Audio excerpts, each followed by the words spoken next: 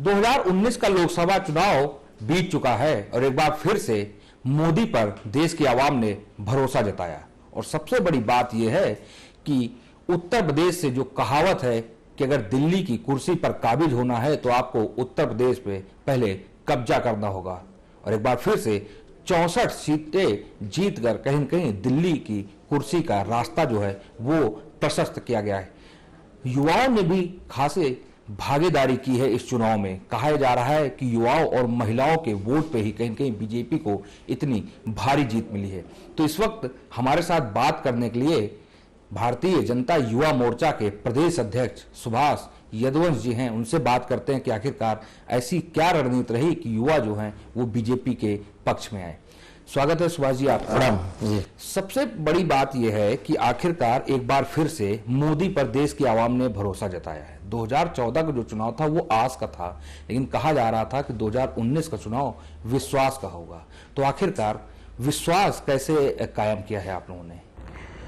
देखिए, दो तीन चीजें बहुत महत्वपूर्ण हैं और वो बहुत समझने लायक हैं भविष्य में सामाजिक ताने बाने के लिए भी और भविष्य की राजनीति के लिए भी। पहली बात तो जैसे उत्तर प्रदेश में केवल 3 करोड़ लाभार्थी थे केंद्र सरकार और प्रदेश सरकार की योजनाओं को, जिनको सरकार ने कुछ जन कल्याण के या उनके जीवनोपयोगी चीजों को दिया था। एक तो ये पूरा था जिनके पास हम लोगों ने लगातार युवा मोर्चा में भी और हमारे माननीय प्रदेश अध्यक्ष जी और माननीय बंसल जी के नेतृत्व में पार्टी ने भी 144 कार्यक्रमों की रचना बना करके उनके पास कई बार तक हम लोग गए। जैसे उदाहरण के तौर पर हम आपको एक कार्यक्रम बताते हैं जो जन चौपाल कार्यक्रम हमारी पार्टी ने किया था। उसमें अधिकारी एक तरफ बैठे हुए हैं, नेतृत्व एक तरफ बैठा, सामने जनता बैठी हुई है गांव की, और वहीं पे सीधे योजनाओं की लिस्ट बनी है कि कितना किसको मिला, कितना किसको नहीं मिला। ये जो 18,000 गांव में ये प्रयोग किया गया, ये पूरे दुनिया में नूतन प्रयोग था लोकतंत्र का, जो कहीं और नहीं किया गया था। ऐसे सेल्फी विथ लाभार्थी के माध्यम से, जैसे किसी को शौचालय मिला, किसी को उज्ज्वला के तहत लाभ हुआ, तो किसी को घर मिला है, किसी को आयुष्मान भारत का लाभ मिला है। तो इस प्रकार से हम लोग लगातार उन तक संपर्क में रहे। और चाहे विदेश नीति के मामले में देख लीजिए, चाहे डोकलाम की घटना हो, चाहे सर्जिकल स्ट्राइक का मामला हो, चाहे एयर स्ट्राइक की बात हो, पाकिस्तान से जो संबंध या आसपास की जो पूरी जो देश हैं उनसे भारत की बढ़ती हुई छवि पूरे दुनिया भर में, ये सारे विषयों को लेकर के जनता में ये बहुत ही प्रबल विश्वास था कि मोदी जी का कोई दूसरा विकल्प नहीं है और मोदी जी ही श्रेष्ठ नेतृत्व दे सकते हैं। क्या लगता है कि 2014 के चुनाव में तो सपा और बसपा अलग अलग लड़ी थी, कांग्रेस अलग लड़ी थी, तो उस वक्त मोदी जी की लहर को तो नहीं रोक पाई थी, लेकिन इस बार दोनों पार्टियां, यानी कि अगर देखा जाए तो बड़े स्तर पर सपा और बसपा जो क्षेत्रीय पार्टियां वो एक साथ गठबंधन में आई। आरएलडी ने उनका साथ दिया, लेकिन आरएलडी की जमीन इतनी ज्यादा पूर्वांचल में नहीं दिखाई दी। लेकिन कांग्रेस ने भी कहीं न कहीं तुरुप का जो इक्का उनका है, जो कहा जाता था कि अगर प्रियंका आएंगी तो कहीं न कहीं कुछ भला होगा कांग्रेस का, वो भी आ गई, उसके बाद भी धराशायी हो गई। तो आखिरकार ऐसी क्या रणनीति अपनाई गई जो इस तरीके से विपक्षियों को धराशायी किया गया? देखिए, ये बहुत सारे लोगों के लिए रहस्य था। जब इनका गठबंधन हुआ तो लोग कहते थे कि ये तो डेडली कॉम्बिनेशन है, इससे तो जीता ही नहीं जा सकता है। लेकिन अगर जो लोग हमको फॉलो करते होंगे या मेरा भाषण सुनते होंगे, मैं पहले दिन से ये बात, जब से इनका गठबंधन बना है तब से मैं ये बात बोल रहा हूं। और ये बात मैं माननीय अमित शाह जी के हम लोगों को एक बार वो बोल रहे थे सामने से, हम सब कार्यकर्ता बैठे थे वहां से कार्य समिति में, और माननीय बंसल जी भी लगातार हम लोगों को प्रशिक्षण में ये बोलते थे। उनसे उठा करके मैं ये बात बराबर लगातार अपने कार्यकर्ताओं से, अपने लोगों से मैं बोलता था कि हम उत्तर प्रदेश में 51% की लड़ाई लड़ रहे हैं। तो जब 2014 में हम लोगों ने, राष्ट्रवादियों ने, आदरणीय मोदी जी के नेतृत्व में सपा बसपा और कांग्रेस को सत्ता के गलियारों से खींच करके इनके घरों में कैद कर दिया था कि इनके घर की सीटें खाली, तभी हम समझ गए थे कि ये लोग गठबंधन जरूर करेंगे अपने अस्तित्व को बचाने के लिए। तभी से एक भी दिन, आप तो बराबर आपका आना जाना रहता है और आप निरंतरता से भाजपा को देखते हैं, नजदीक से देखते हैं, आपने देखा होगा एक भी दिन युवा मोर्चा का, महिला मोर्चा का, किसान मोर्चा का या हमारे जितने मोर्चे प्रकोष्ठ और पार्टी का एक भी कार्यकर्ता घर नहीं बैठा है। लगातार हम लोग ये काम कर रहे थे। ये काम हम इसीलिए कर रहे थे क्योंकि हम 51% की लड़ाई उत्तर प्रदेश में, हमें पता था कि इसके अलावा इनको हराने का कोई चारा नहीं। तो हमारे मन में एक तरफ मोदी जी थे, दूसरी तरफ 51% जनता का आशीर्वाद, ये दो लक्ष्य लेकर के हम लोग लगातार चल रहे थे। ये बिल्कुल क्रिस्टल क्लियर था हम लोगों के मन में। एक चीज और उठी थी, जब गठबंधन हुआ था तो ये कहा जा रहा था कि जो उत्तर प्रदेश है वो कहीं न कहीं जातिगत समीकरणों पे ही चुनाव वहां पे लड़ा जाता है। जातीय जो है, या फिर कहें कि जातिगत जो चुनाव है या फिर जातिगत जो वोट बैंक है वो काफी प्रभावी रहता है। सपा और बसपा का जब गठबंधन हुआ तो ये हुआ कि जो दलित वोट हैं या फिर जो सपा का वोट बैंक है वो एक साथ मिलेंगे तो कहीं न कहीं बीजेपी को धराशायी करेंगे। तो आप लोगों ने कैसे उस समीकरण को तोड़ा, यानी कि जातीय समीकरण को कैसे तोड़ा? देखिए क्या है कि जो विपक्ष है वो अभी क्या है ना कि प्राइमरी और नर्सरी की पढ़ाई पढ़ रहा था, जिसमें खाली गणित पढ़ाया जाता है। ये जो उत्तर प्रदेश के राजनीति का युद्ध स्थल था, यहाँ की लड़ाई हाई स्कूल और इंटर में चली गई, ऊपर चली गई, मतलब क्लास में, जहां केमिस्ट्री शुरू हो गई थी। तो ये जातियों की गणित जानते थे कि हम इतनी जाति है, इतनी जाति है। इन जातियों को माननीय मोदी जी के साथ इनका इमोशनल केमिस्ट्री हो गया था, तो गणित पर केमिस्ट्री भारी पड़ गई।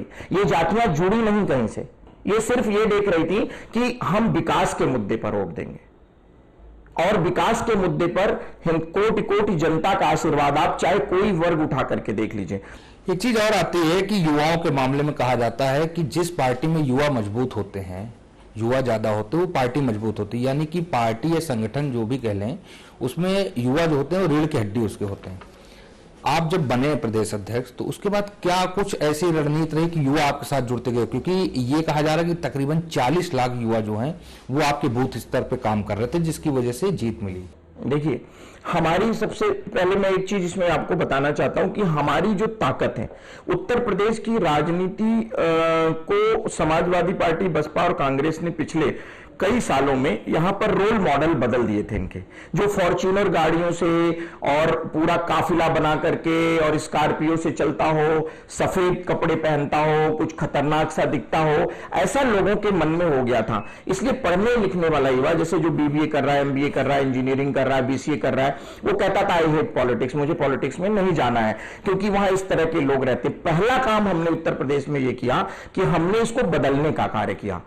कैसे किया वो मैं आपको बताता हूं। आपने देखा होगा कि हमने दीनदयाल उपाध्याय जन्म शती समारोह में 22 कार्यक्रम कराए थे, जिनमें सामान्य ज्ञान प्रतियोगिता कराई थी, वृक्षारोपण के कार्यक्रम हुए थे, और हम लोगों ने एक दीनदयाल उपाध्याय ब्लड बैंक बनाया था। तो ये सेवा के कार्य हम लोग इसलिए कर रहे थे कि जिससे उत्तर प्रदेश की बिगड़ी हुई राजनीतिक कल्चर में, बिगड़ी हुई राजनीतिक संस्कृति को बदल करके इसको सेवा और रचनात्मक कार्यों की तरफ मोड़ा जा सके। सुभाष जी, आप जब प्रदेश अध्यक्ष बने तो उसके पहले ये कहा गया, जो देखा गया कि इतनी ज्यादा आपकी पहचान जो है वो उत्तर प्रदेश में नहीं थी।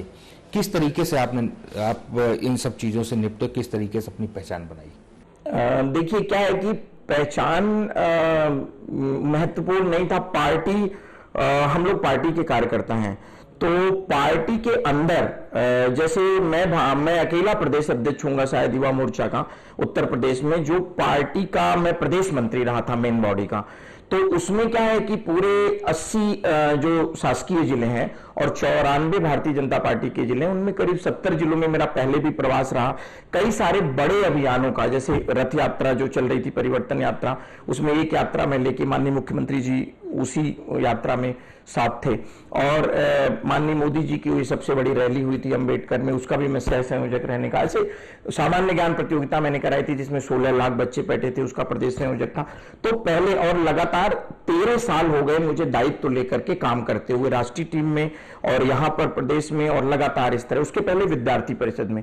तो जो हमारा विचार परिवार है उसमें तो सब लोगों के साथ लगातार हमारा काम आता जाता, लेकिन समाज में जब आप तब आते हैं जब आपको उस तरह का पोर्टफोलियो या उस तरह का कार्य मिलता है। प्रदेश अध्यक्ष युवा मोर्चा की एक अपनी टीम होती है हर जिले में, और मंडल नीचे हर जिले में 12-13 मंडल होते हैं, तो उन मंडलों पे नीचे तक की टीम का गठन होता है।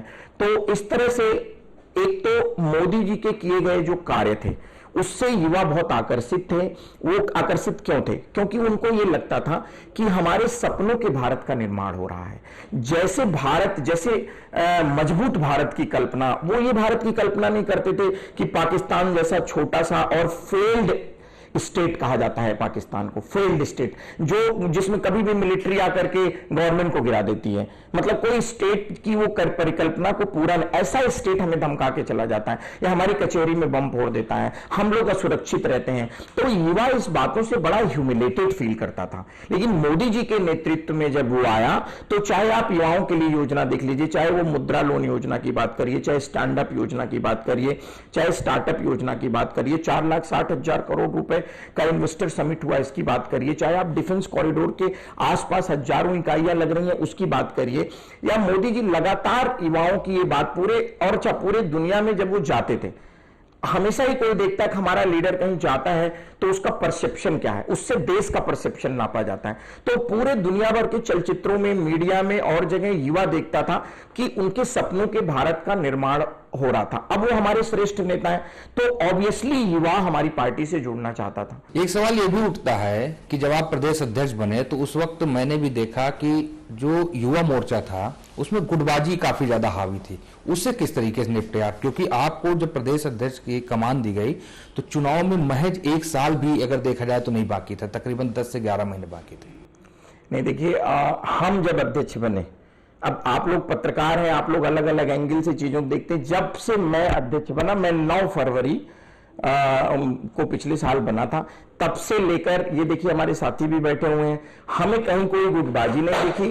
और युवा मोर्चा और आप सब जैसे मित्रों का स्नेह भी युवा मोर्चा को लगातार मिलता रहा, और तब से युवा मोर्चा बहुत अच्छे तरीके से काम कर रहा है। सबका उचित कार्य विभाजन किया गया, सबको अपने अपने स्तर पर कार्य वितरण किया गया, सब लोग अपने अपने स्तर पर देश की सेवा कर रहे हैं, सब लोग अच्छा काम कर रहे हैं। एक सवाल और उठता है कि आप शिक्षा के क्षेत्र से भी जुड़े हुए हैं, आपको नहीं लगता है कि जब दूसरी सरकारें थीं तब कहीं न कहीं ये सवाल खड़े होते थे कि आखिरकार जो छात्र संघ चुनाव हैं वो क्यों नहीं कराए जा रहे हैं? आपकी सरकार 5 साल केंद्र में रही, दोबारा आ गई है, प्रचंड बहुमत से आ गई। उत्तर प्रदेश में तकरीबन 2 साल से ज्यादा आपकी सरकार हुई, वो भी प्रचंड बहुमत से है। उसके बाद भी आखिरकार क्यों नहीं छात्र संघ के चुनाव हो रहे हैं हर जगह पे, जबकि आप ये कहते हैं कि युवाओं को राजनीति में आना चाहिए? तो स्कूल तो होते हैं, जो कॉलेज होते हैं, वो छात्र प्रतिबंध जो है ये लगाने का और लगवाने का काम समाजवादी और बसपा के लोगों ने किया। लिंग 2 हम लोग शुरू से ही इस पक्ष में रहे हैं। जैसे आपने देखा होगा, लिंग 2 कमेटी की रिपोर्ट आ गई और उस रिपोर्ट में स्पष्ट रूप से ये कहा गया कि जैसे चुनाव छात्र संघ के, उनकी अपनी अलग अलग परिस्थितियां हैं, और हमारे ही मतलब हमारी सरकार के कार्यकाल में ही आपने देखा इलाहाबाद यूनिवर्सिटी का चुनाव हुआ और गोरखपुर का चुनाव भी चरम पे था, आप कवर करने भी गए होंगे, कैसे समाजवादी पार्टी का पूरा मतलब उनके शीर्ष नेता से लेकर के और उनके पूरे लोग वहां चुनाव लड़वाने गए। फिर वहां पे कुछ दंगे जैसी स्थिति, मारपीट की हो गई तो चुनाव निरस्त करना पड़ा। तो इस तरह बहुत सारे चुनाव हमारे समय में हुए हैं। लेकिन चूंकि लिंग 2 कमेटी की एक बाध्यताएं हैं, जो विद्यालय उनको पूरा करता है वो कर सकता है चुनाव, इस समय बिल्कुल वो कर सकते हैं, सरकार की तरफ से कोई प्रतिबंध नहीं है। और जिस समय वो लोग थे जो उनके हिमायती, आपने देखा होगा कैसे सपा के शासनकाल में लखनऊ यूनिवर्सिटी में लाठीचार्ज हुआ युवाओं के ऊपर, और उन्हीं के समय ये सारे प्रतिबंध लगे, और उन्हीं लोगों ने कैंपस की राजनीति को विदूषित किया, क्योंकि वो लोग खुद कैंपस में घुस के कांग्रेस के नेता चुनाव लड़वाते हैं, सपा के नेता चुनाव लड़वाते हैं। हमारे यहां कभी आप नहीं देखेंगे कि भारतीय जनता युवा मोर्चा के लोग कैंपस में, एबीवीपी हमारा वैचारिक संगठन जरूर है, हम एक विचार परिवार को मानते हैं, लेकिन एबीवीपी बिल्कुल कैंपस के अंदर काम करता है और हम कैंपस के अंदर कभी नहीं जाते। बहुत क्लैरिटी है हम लोगों के बीच में इस चीज को लेके, राजनीतिक विषयों को लेके हम कैंपस में कभी नहीं जाते। कभी मोटिवेशनल कोई बात हो गई विद्यार्थियों के लिए तो भले हम लोग चले जाएं, लेकिन कभी आपने नहीं देखा होगा छात्र संघ का चुनाव हो। क्यों? क्योंकि हम कैंपस को राजनीति से अलग रखना चाहते हैं, इसलिए वो कार्य विद्यार्थी परिषद ही पूरी तरह, और विद्यार्थी परिषद पूरी तरह से छात्रों के साथ था लगातार, उनके हर आंदोलन में वो साथ रहते हैं। आज भी कभी कोई बात पड़ती है तो बहुत पुरजोर तरीके से छात्रों की बात को अपनी सरकार में भी वो लोग उठाने का कार्य करते हैं। सुभाष जी, आप युवाओं के नेता हैं सबसे बड़ा प्रदेश कहा जाता है उत्तर प्रदेश, युवा भी यहाँ पे ज़्यादा हैं। युवाओं की जो सियासत है या राजनीति जो है कितनी आसान मानते हैं, क्योंकि राजनीति की राह जो कही जाती है वो तो कांटों भरी कही जाती है। हाँ, देखिए ये बात मैं मानता हूं कि जैसे क्या है, दो तीन चीजें हैं इसमें। पहली बात तो क्या है कि मैंने जैसे आपको कहा कि राजनीति की परिभाषा क्या है किसी युवा के मन में, वो क्या बनने के लिए राजनीति में आना चाहता है। वो इसको सेवा समझता है, इसको करियर समझता है, इसको धन कमाने का साधन समझता है, इसको आकर्षण का केंद्र बिंदु मानता है, या इससे वो शक्ति इकट्ठा करना चाहता है। अच्छा, जो कुछ वो इकट्ठा करना चाहता है उसका आगे क्या उपयोग करना चाहता है, इन दो चीजों के समन्वय से अगर वो विचार करेगा तो उसको एक लक्ष्य प्राप्त होगा कि वो किस लिए राजनीति में आना चाहता है। एक चीज है। दूसरी चीज क्या है कि देखिए, ये बात तो सच है कि अब जैसे राजनीति में कोई आ रहा है तो उसको कोई सैलरी तो मिलेगी नहीं। अब सैलरी नहीं मिलेगी तो उसको विभिन्न स्थानों पर जाना है या प्रवास करना है, तो उसको विभिन्न प्रकार का ऐसे कोई पॉलिटिकल पार्टी कोई प्रॉफिट मेकिंग ऑर्गेनाइजेशन तो है नहीं, तो ये सब चीजों को उसको खुद ये काम करना पड़ता है। इसीलिए मैं अपने जब भी मैं बात करता हूं युवाओं को तो मैं कहता हूं किसी भी प्रकार से पहले एक बार आप लोग मतलब इकोनॉमिकली आत्मनिर्भर, बहुत ज्यादा पैसा कमाने की जरूरत नहीं है, लेकिन इतना आत्मनिर्भर होकर के आए कि वो स्वयं की जो लाइबिलिटीज हैं उनके ऊपर जो जिम्मेदारियां हैं वो करके अगर वो आए तो अच्छा है। लेकिन अगर उनकी इच्छा है तो कम से कम हमारी पार्टी में तो ऐसा है कि अगर आप एक दिन दे सकते हैं, हमने एक बार बीच में पूरा अभियान चलाया था कि अगर आप हफ्ते में 3 घंटे भी दे सकते हैं तो हमारे पास आपके लिए भी काम है। और जैसे हमारे यहाँ माननीय दीनदयाल जी का एक विचार है कि हर काम को हाथ और हर हाथ को काम, तो उसमें क्या है कि 3 घंटे भी अगर हफ्ते में किसी के पास है तो हमारे पास हम उसको कोई ब्लॉग लिखने को दे देते हैं, या और ऐसे हमने एक फॉर्म करके सोशल मीडिया पे भी डाला था जिसमें बहुत सारे यूथ आज भी काम कर रहे हैं जो कहीं जॉब करते हैं, उन्हीं के लिए हमने नमो वॉलंटियर, नरेंद्र मोदी वॉलंटियर अभियान चलाया था, जो सीधे हमारी पार्टी से पूरी तरह 100% आत्मसात नहीं है लेकिन मोदी जी के नेतृत्व को पसंद करते हैं, उनके लिए भी हमने नमो वॉलंटियर अभियान चलाया था। तो क्या है कि हमें युवाओं तक पहुंचना है और उनके अंदर ये विश्वास जगाना है कि दुनिया में 65% आबादी वाला भारत सबसे युवा देश है और उत्तर प्रदेश उसका सबसे बड़ा प्रदेश है, तो उत्तर प्रदेश के विकास की कहानी बिना युवाओं की नहीं लिखी जा सकती। तो अब समाजवादी पार्टी और बसपा ने जिस तरह का यहां वातावरण क्रिएट कर दिया था उसमें अपराधी, माफिया, जातिवादी लोग, ये सारे लोगों ने राजनीति को पूरा अपने कैद में रख रखा था। तो जो ऊपर जैसे इंजीनियरिंग कर रहा, मेडिकल कर रहा, या जो एक क्रीम टैलेंट जिसको बोलते हैं, वो यूथ नहीं आना चाहता था, और नीचे जो यूथ था, गरीब है, वंचित है, शोषित है, उसको लगता था नहीं हम पॉलिटिक्स में आ ही नहीं पाएंगे।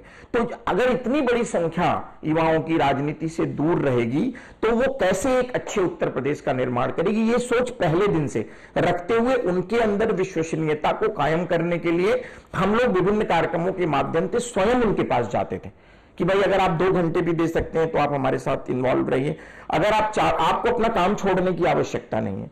तो कहीं ना कहीं आप ये कह सकते हैं और पार्टियों में इस तरह का मॉडल प्रारूप भी नहीं है।